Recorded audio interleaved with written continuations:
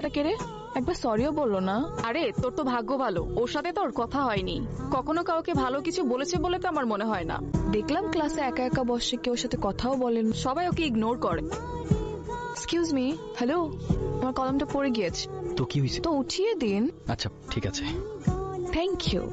ভালো থাকবেন আপু, আসি। এখানে থাকলে হয়তো কলম উঠাতে উঠাতে আমার পড়াশোনা ইয়ার হবে না। কাদা নাকি আমি? আপু? হ্যালো, আসসালামু আলাইকুম। কে? আমি তা তো জানি, কিন্তু কি আপনি? আমার পরিচয় জেনে আপনার কি হবে? আপনি আপনার পছন্দ মতো আমাকে একটা নাম দিয়ে দিন না। আমি তো আপনাকে চিনি না, নাম কি করে দিব?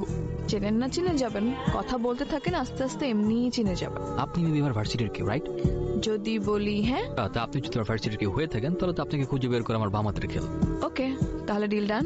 দেখি, খুঁজে বের করুন। বাবা ডেকেছো? তুমি নাকি বডিগার্ডদের তোমার শুধু ভার্সিটিতে যেতে নিষেধ করেছো? হ্যাঁ। কারণ কি? বাবা, তোমার এসে বডিগার্ডদের জন্য আমার কোনো ফ্রেন্ড আমার সাথে মেশে না, আমার কাছে এসে কথা বলার সাহস পায় না। একটা মানুষ একা একা কতক্ষণ থাকতে পারে তুমি বলো তো? আমি তো বড় হয়েছি, এবার একা ছাড়ো। আমার মেয়ের লাইফ যাতে রিস্কে না পড়ে, এই জন্য বডিগার্ড রেখেছি। আর বডিগার্ড রাখাটা আমাদের পারিবারিক নীতি। তুমি যদি আমাকে পাঠাও ওদেরকে আমার সাথে, তাহলে কিন্তু ইউনিভার্সিটিতে জব করে দিব, আর নিজেকে 4 দেয়ালের মধ্যে বন্দি করে ফেলবো। আমি তো একটা মানুষ, আমাকে একটা ছাড়ো প্লিজ, ভালো লাগে না আমার এইসব। রাত বেরোতে তো আপনার হাসাহাসির শব্দে ঘুমানোই যায় না। ওই হাসাহাসি করলাম না, কেসটা আমি একটু একটু বুঝতেছি। তার নারী ঘটিত বিষয় মানুষ, লাভ কেস, তাই না? আসলে হচ্ছে কি, ওই ভার্সিটির ফ্রেন্ড, আমরা একসাথে পড়ালেখা করি, ওই লেখাপড়া নিয়ে ডিসকাস চলতেছিল। ও আচ্ছা, লেখাপড়ার বিষয়ের কথা না, এটা ভালো। তবে প্রেম ভালোবাসা কিন্তু ভালো না।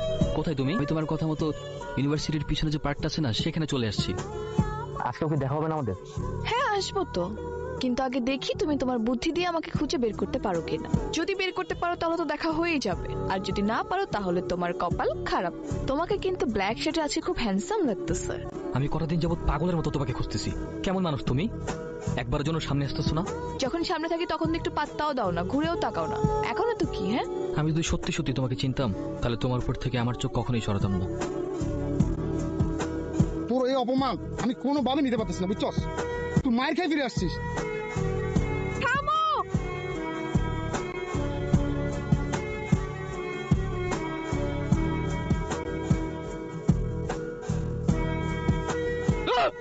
কি হলো রেন ভাই, আপনি এরকম চিল্লাচিল্লি করতেছেন কেন?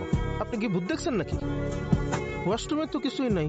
আমার জানি কি হয়েছে ভাই, আমার কেন জানি মনে হয় কেউ একজন সবসময় আমার সাথে থাকে।